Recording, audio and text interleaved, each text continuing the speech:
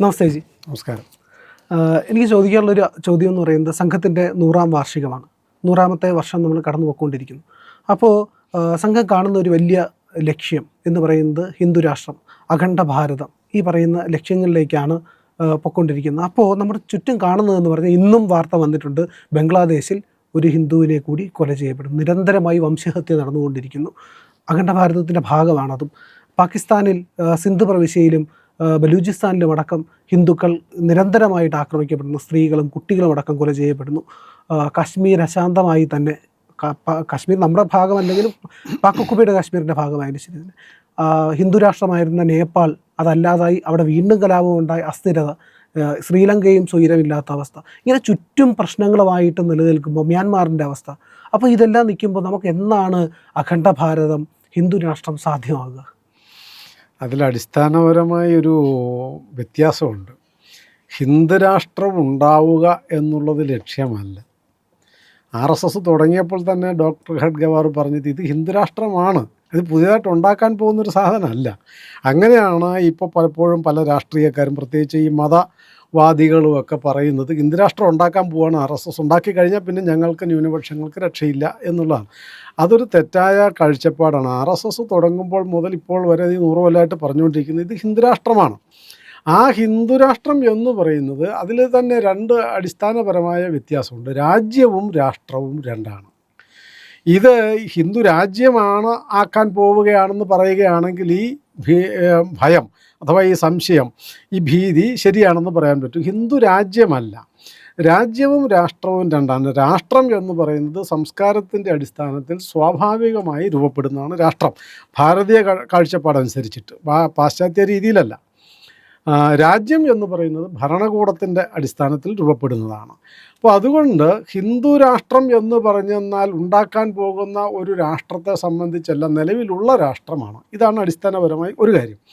രണ്ടാമത് അത് ഉണ്ടാക്കാൻ പോവുകയല്ല, ഇപ്പോൾ ഉള്ള രാഷ്ട്രത്തിനെയാണ് ഹിന്ദു രാഷ്ട്രം എന്ന് പറയുന്നത്. അതിനെ നിങ്ങൾ ഇന്ത്യയെന്നോ ഭാരതമെന്നോ വേറെ എന്ത് വിളിച്ചാലും RSS പറയുന്നു ഇത് ഹിന്ദു രാഷ്ട്രമാണ്. എന്ന് വെച്ചാൽ എന്താണ് അതിൻ്റെ അർത്ഥം?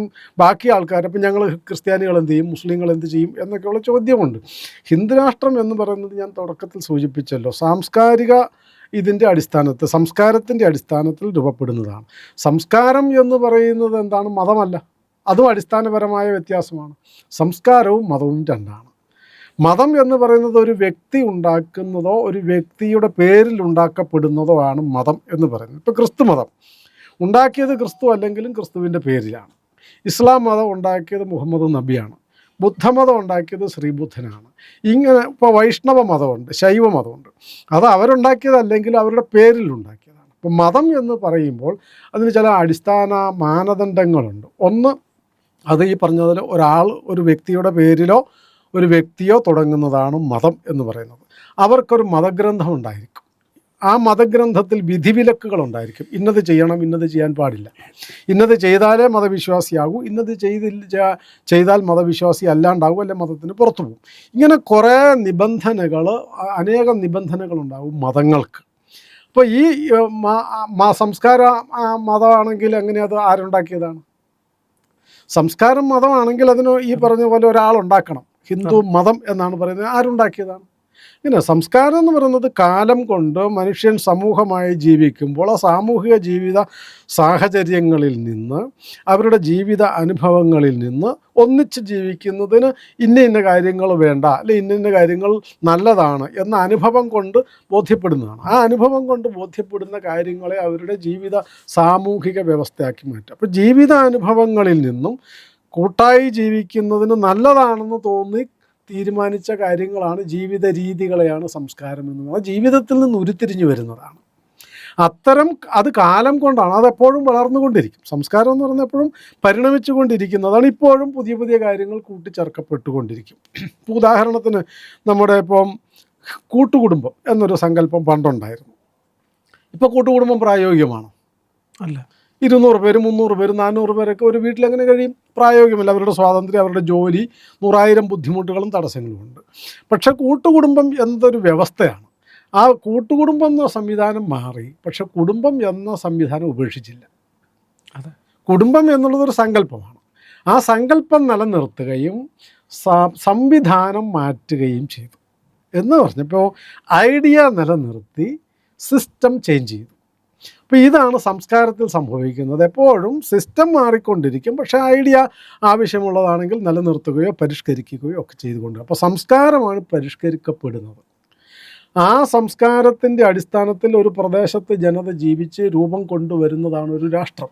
അതുപോലെ അനേകം നൂറ്റാണ്ടുകൾ കൊണ്ട് അനേകായിരം കൊല്ലം, ഭാരതത്തെ സംബന്ധിച്ചാണ് അനേകായിരം കൊല്ലങ്ങൾ കൊണ്ട് രൂപപ്പെട്ടു വന്ന ഒരു സാംസ്കാരിക സവിശേഷതയിൽ ആ സാംസ്കാരിക സവിശേഷത ഉൾക്കൊണ്ട് ജീവിക്കുന്ന ജനതയെയാണ് ഹിന്ദുക്കൾ എന്ന് പറയുന്നത്. അതിനുള്ളിൽ പല മതങ്ങളുണ്ടാവും, പല രാഷ്ട്രീയ പാർട്ടികളുണ്ടാവും, പല പ്രത്യയശാസ്ത്രങ്ങളുണ്ടാവും, പല ജാതികളുണ്ടാവും, പല ഭാഷകളുണ്ടാവും, പല വേഷങ്ങളുണ്ടാവും. ഈ വൈവിധ്യങ്ങളൊക്കെ ഉണ്ടാവും. പക്ഷേ സംസ്കാരം എന്നുള്ളതൊന്നാണ്. ബാഹ്യമായ വൈവിധ്യം വ്യത്യസ്തമാണെങ്കിൽ ആന്തരികമായ ഒരു ഏകഭാവം ഉണ്ടാവും.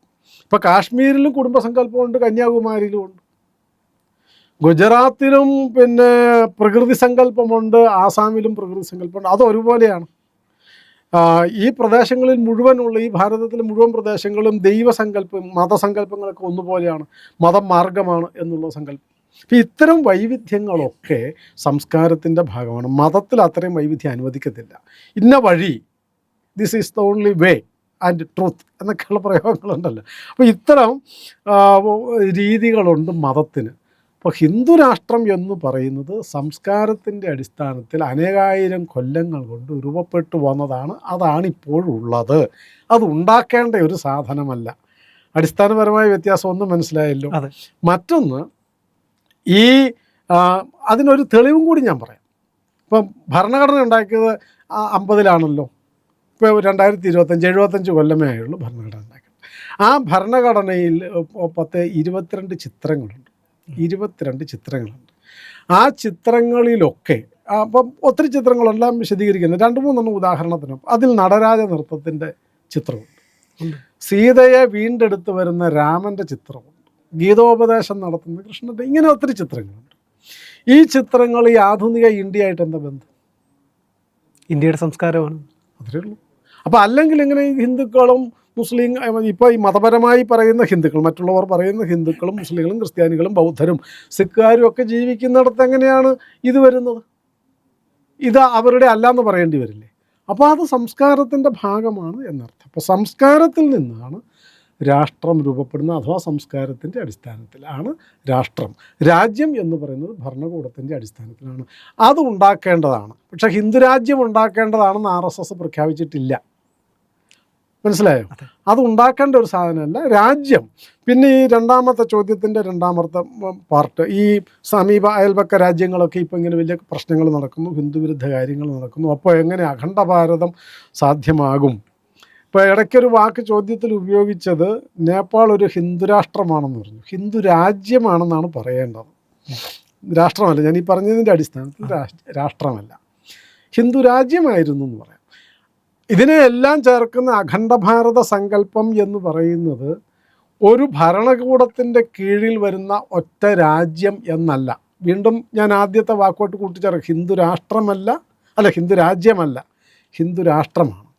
അപ്പോൾ ആ രാഷ്ട്രത്തിനുള്ളിൽ അനേകം രാജ്യങ്ങളുണ്ടാകും. ഇപ്പോൾ ഭാരതം സ്വതന്ത്രമായപ്പോൾ എത്ര രാജ്യങ്ങളുണ്ടായിരുന്നു അതിനുള്ളിൽ? നമ്മൾ ഭാരതം എന്നല്ലേ പറയുന്നത്. ഇന്ത്യ എന്ന് ചിലരും പറഞ്ഞു, ആയിക്കോട്ടെ, പേരെന്ത് പറഞ്ഞാലും രാജ്യം ഇതാണെന്ന് പറയും. പക്ഷേ ആ രാജ്യം പുതിയ രാജ്യമായി മാറിയപ്പോൾ എന്തുണ്ടായി? അതിനുള്ളിൽ അനേകം രാജ്യങ്ങളുണ്ടായിരുന്നു. അപ്പോൾ പിന്നെ എങ്ങനെ ഭാരതം അല്ലാണ്ടാവും? ഭാരതമാണല്ലോ അപ്പോഴും.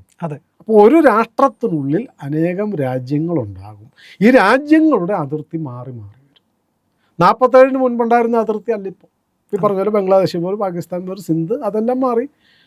രാജ്യ അതിർത്തികൾ മാറിക്കൊണ്ടിരിക്കുമ്പോഴും രാഷ്ട്രത്തിൻ്റെ സ്വത്വം നിലനിൽക്കുന്നുണ്ടെങ്കിൽ അതാണ് രാഷ്ട്രത്തിൻ്റെ അടിസ്ഥാനം. ആ സ്വത്വം നഷ്ടപ്പെട്ടെന്നുണ്ട്. സ്വത്വം നഷ്ടപ്പെട്ടാൽ രാഷ്ട്രം മരിക്കും. പാകിസ്ഥാൻ്റെ അതിലെ സംഭവിച്ചു. അതെ, അതുകൊണ്ടാണ് വിഭജിച്ച് പോകാൻ, ഭാരതത്തിൻ്റെ ഭാഗമല്ല ഞങ്ങൾ എന്ന് പറയാൻ കാരണം, അതിലൊരു വലിയ വിഭാഗം ആൾക്കാരും പറഞ്ഞു, ഞങ്ങൾ ഈ ഭാരതത്തിൻ്റെ പാരമ്പര്യത്തിൻ്റെ അവകാശികളല്ല, ഞങ്ങൾ വേറെയാണ്. അങ്ങനെ ഒരു വിഘടന സങ്കല്പം ഉണ്ടായപ്പോഴാണ് വിഭജനം ഉണ്ടായത്. ആദ്യം സാംസ്കാരികമായ വിഭജനമാണ് ഉണ്ടായത്, ഞങ്ങൾ വേറെയാണ് എന്ന സങ്കല്പം ഉണ്ടായാൽ രാഷ്ട്രം മരിക്കും. സനാതനധർമ്മം, ഈ സംസ്കാരം, സംസ്കാരത്തിൻ്റെ പേര് സനാതനധർമ്മം. ഈ സംസ്കാരം മരിച്ചാൽ, സംസ്കാരം മരിക്കാം. ലോകചരിത്രത്തിൽ ഇഷ്ടംപോലെ അനുഭവങ്ങളില്ലേ. ഇപ്പോൾ ഗ്രീക്ക് സംസ്കാരം അവിടെ പോയി, അതെ, ഈജിപ്ഷ്യൻ സംസ്കാരം അവിടെ പോയി. അത്തരം അനേകം സംസ്കാരങ്ങൾ മരിച്ചു പോയിട്ടുണ്ട് എന്നിരിക്കെ അതുകൊണ്ട് അവിടുത്തെ രാഷ്ട്രവും ഇപ്പോൾ ഉണ്ടെന്ന് പറയാൻ പറ്റില്ല. അപ്പോൾ സംസ്കാരം മരിച്ചാൽ രാഷ്ട്രം മരിക്കും. പാകിസ്ഥാനിലോ അല്ല അത്തരം വിഘടിച്ചു പോയ പ്രദേശങ്ങളിൽ സംസ്കാരം മരിച്ചിട്ടില്ല, വളരെ ദുർബലപ്പെട്ടു. മരിച്ചില്ല എന്നുള്ളതിൻ്റെ തെളിവ് പാകിസ്ഥാനിൽ, അത് ഞാൻ പുസ്തകം വായിച്ചില്ല, പത്രങ്ങളിൽ വായിച്ചതാണ്.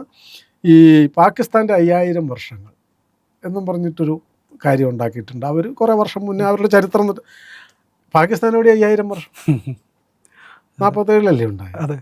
അപ്പോൾ 78 കൊല്ലം ആയിട്ടുള്ളൂ. ഇത് അതിന് മുമ്പാണ്, ഒരു 10-20 കൊല്ലം മുമ്പ് മറ്റാണ്. അപ്പോൾ പാകിസ്ഥാൻ്റെ 5000 വർഷം എന്ന് പറഞ്ഞാൽ അവരുടെ സാംസ്കാരിക പൈതൃകം അവരിപ്പോഴും നിലനിർത്തുന്ന അർത്ഥം. അപ്പോൾ ഈ സാംസ്കാരിക സ്വത്വം ദുർബലമായിട്ടാണെങ്കിലും ഈ പ്രദേശങ്ങളിലൊക്കെ ഉണ്ട്. അവിടെ ഉള്ള ജനങ്ങൾക്ക് അത് ബോധ്യമാവുകയും ഈ സാംസ്കാരിക സ്വത്വം നമ്മുടെ തന്നെയാണ് എന്നവർക്ക് ബോധ്യമാവുകയും ചെയ്താൽ രാജ്യങ്ങൾ നിലനിർത്തിക്കൊണ്ട് തന്നെ നമ്മളൊരു ജനതയാണ് എന്ന് അംഗീകരിക്കാൻ അവർക്ക് കഴിയും. അതിനെയാണ് അഖണ്ഡഭാരതം എന്ന് പറയുന്നത്. അതല്ലാതെ പിടിച്ചെടുത്ത് അധികാരത്തിൻ്റെ കീഴിൽ ഒരു രാജ്യത്തെ, ഒരു ഭരണകൂടത്തിൻ്റെ കീഴിൽ അടിച്ചമർത്തി വയ്ക്കുന്നതല്ല. അത് സാധ്യവുമല്ല, പ്രായോഗികവുമല്ല. ഇപ്പോൾ സോവിയറ്റ് യൂണിയൻ ഉണ്ടായി, എന്ത് പറ്റി?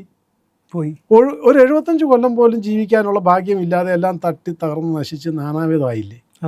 അടിച്ചമർത്തിയിട്ട് ഒരു ജനതയെയും നിലനിർത്താൻ കഴിയില്ല. തൽക്കാലം ജീവിക്കാൻ പറ്റും. 2000 കൊല്ലം അടിച്ചമർത്തിയില്ല ജൂതജനതയെ. 48-ലാണ് ഒരു രാഷ്ട്രം, ഭൂമിയുള്ള രാഷ്ട്രമായിട്ട് മാറിയത്. അപ്പോൾ ദൈർഘ്യത്തിൽ വ്യത്യാസം ഉണ്ടാകുന്നേ ഉള്ളൂ. രാഷ്ട്രത്തെ ഈ സാംസ്കാരിക സ്വത്വം നിലനിൽക്കുന്നിടത്തോളം കാലമാണ് രാഷ്ട്രം നിലനിൽക്കുക. അപ്പോൾ RSSൻ്റെ ലക്ഷ്യം എന്ന് പറയുന്നത് ഈ സാംസ്കാരിക സ്വത്വങ്ങൾ നമ്മുടേതാണ് എന്ന് പറഞ്ഞുകൊണ്ടിരിക്കുക, അടിച്ചേൽപ്പിക്കുകയല്ല. സ്വീകരിക്കാൻ സമ്മതമുള്ളവർ സ്വീകരിക്കും. അവർ സ്വീകരിക്കുന്നവരാണ് സ്വയം പറയുന്നത് ഞങ്ങൾ ഹിന്ദുക്കളാണ്. RSS നിങ്ങൾ ഹിന്ദുക്കളാണ് എന്ന് നിങ്ങളെക്കൊണ്ട് സമ്മതിപ്പിക്കുകയല്ല. പിന്നെയോ നിങ്ങൾക്ക് സ്വയം ബോധ്യമായാൽ, ഇപ്പോൾ കർദിനാൾ പാറേക്കാട്ടിൽ, കർദിനാളായിരുന്നു അദ്ദേഹം, എറണാകുളം, അദ്ദേഹം പറഞ്ഞു ഞാൻ ജന്മം കൊണ്ട് ഇന്ത്യക്കാരനാണ്, പൗരൻ എന്നുള്ള നിലയിൽ. ഞാൻ മതം കൊണ്ട് ക്രിസ്ത്യൻ വിശ്വാസിയാണ്, ഞാൻ സംസ്കാരം കൊണ്ട് ഹിന്ദുവാണ്. അത് ഒരു ക്രൈസ്തവ സഭയുടെ മേലധ്യക്ഷനല്ലേ പറഞ്ഞു. ഇതാണ് RSS പറയുന്നത്. അതല്ലാതെ നിങ്ങളിതെല്ലാം അംഗീകരിച്ചെന്നാൽ നിങ്ങൾ ഈ ഹിന്ദുരാഷ്ട്രത്തിൻ്റെ ഭാഗമാകൂ എന്നില്ല. അത് അവനവൻ്റെ ബോധ്യമാണ്. ബോധ്യപ്പെടുത്താൻ പറഞ്ഞുകൊണ്ടേ ഇരിക്കുക.